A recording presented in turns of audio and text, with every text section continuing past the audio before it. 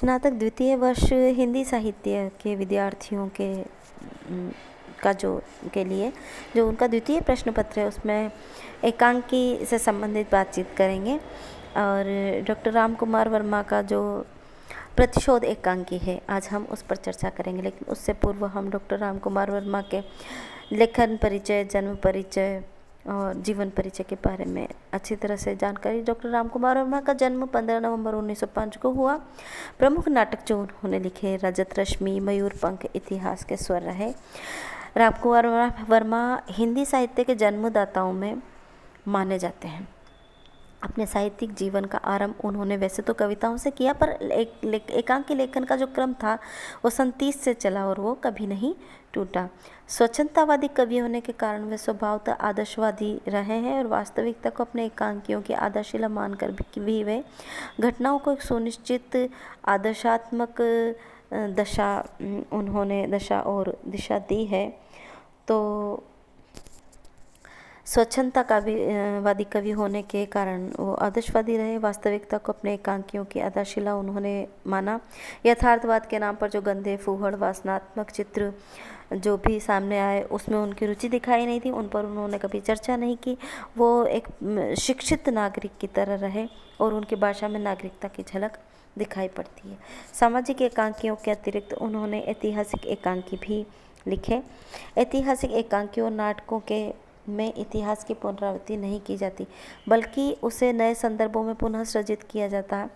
वर्मा जी ने ऐतिहासिक इतिहास वृत्तों को अच्छी तरह आत्मसात करके उन्हें आज के मनोवैज्ञानिक धरातल पर अवतरित किया, जिसके फलस्वरूप उनमें मानवीय अंतर संघर्ष अपनी सघनता में मुखरित हो उठे। उन्होंने रजत रश्मि की भूमिका में भी लिखा कि सभी नाटक ऐतिहासिक कथा वस्तु से संबंध रखते हैं। इस दिशा में मुझे इतिहास के अध्ययन के साथ साथ ही तत्कालीन सांस्कृतिक पृष्ठभूमि की पूरी तैयारी भी करनी पड़ी है और इस सांस्कृतिक पृष्ठभूमि में पात्रों के चरित्र को मनोवैज्ञानिक ढंग से चित्रित करने की दृष्टि रखी गई है। एक दृष्टि जो कई बार विकसित हो गई है, लेकिन पात्रों के विकास को भी अपने आप में ऐसा लगता है कि और घटित होनी चाहिए।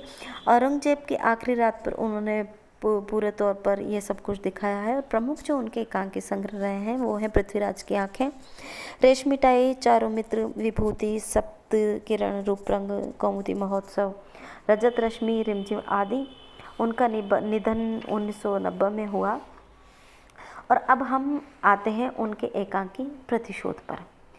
प्रतिशोध एकांकी में जो पात्र लिए हैं, जो मुख्य पात्र हैं उनमें है भारवी। ये भारवी संस्कृत के महाकवि हैं।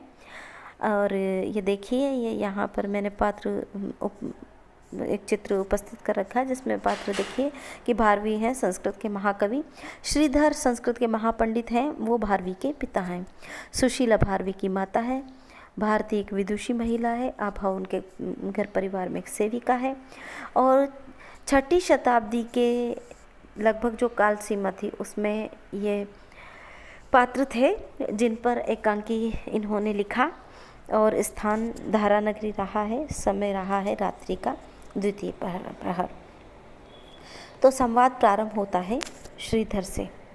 श्रीधर एक श्लोक से शुरुआत करते हैं जिसका अर्थ है कि यह जो जगत है इसमें कुछ स्थावर और जंगम है, वह सब ईश्वर के द्वारा आच्छादित है। मतलब इस संसार में जो भी कुछ है वो ईश्वर के द्वारा निर्मित भी है और उससे ढका हुआ भी। अर्थात संसार के कोण में भगवान की सत्ता ही है कि तू नाम रूप बाहरी विकारों के परित्याग से वास्तविक सत्ता जो ईश्वर की है उसका स्वाद त्यन तक्त्यन भुंजिया। सुशीला की ओर देखकर वो कुछ बात बताते रहते हैं।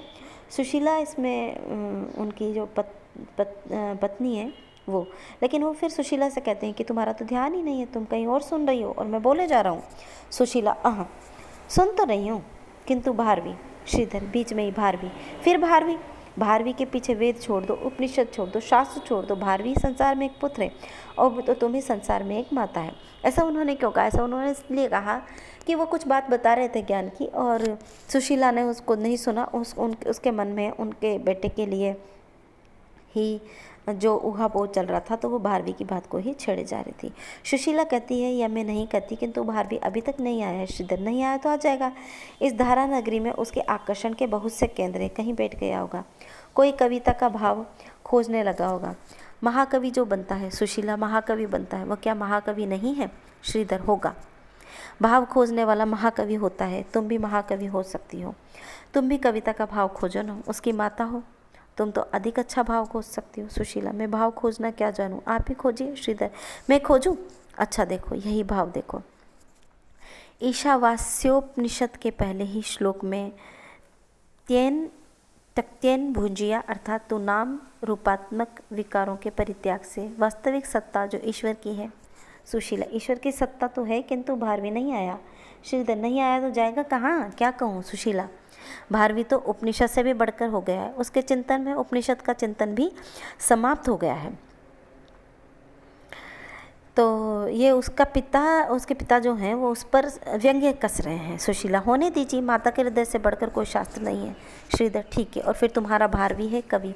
कवि समय पर शासन करता है, समय पर कवि उस समय शासन नहीं करता है। दिवस और रात्रि के उज्ज्वल और श्याम रंग वाले समय के जो नेत्र हैं उसमें कवि दृष्टि बनकर विचरण करता है। वह घर और बाहर में अंतर क्या समझता है? वो समस्त संसार को अपने में देखता है और अपने में समस्त संसार को कवि संसार में रखकर भी संसार से परे हो जाता है। सुशीला, तो क्या भारवी कवि बनकर मेरा पुत्र नहीं रहा? श्रीधर, पुत्र तो है किंतु वह संसार का जनक भी है। जनक, अपनी कल्पना से वह न जाने कितने संसार के समूह का निर्माण कर सकता है। सुशीला, तो क्या कल्पना से वह अपनी माता का भी निर्माण कर सकता है? और वह करे भी तो कर ले, किंतु संसार में उसकी एक ही माता रहेगी और एक ही जननी रहेगी, वह मैं हूँ। मैं भारवी की केवल एक माता और वह मैं हूँ। श्रीधर, हाँ, माता तो तुम ही हो। किसी दिन शास्त्रार्थ करके देख लेना। सुशीला, शास्त्रार्थ के नियमों में माता का हृदय नहीं बांधना जा सकता। शास्त्र में सिद्धांत है, प्रेरणा नहीं है। शास्त्र में माता की प्रशस्ति किंतु माता के हृदय का स्पंदन नहीं है। शास्त्र तो तत्व की बात कहता है, उसे आंसुओं की सरलता, तरलता और सुख की विवलता का अनुभव ही नहीं है। श्रीधर, माँ के आंसुओं की तरलता और सुख की विवलता का अनुभव पुत्र करता है।